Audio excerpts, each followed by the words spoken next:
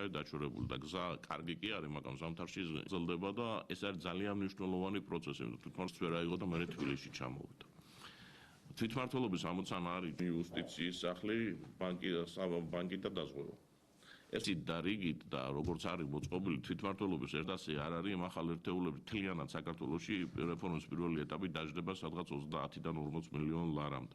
დონე მე გამიგრძელდა, მაგრამ ახლა მთხოვეთ თვითმმართველობაზე რომ გქონდეთ წარმოდგენას ადამიანებს ელემენტარულად გადაადგილება უჭირთ და საკმაოდ ძვირი. ჩვენ გვაქვს ყველაზე მსხვილი თვითმმართველობა ევროპაში. ყველაზე დიდი თვითმმართველობა მოსახლეობით 70,000 არის საქართველოში თვითმმართველობის საშუალო მოსახლეობა. საშუალო ევროპული მაჩვენებელი არის 7-დან 10,000-მდე.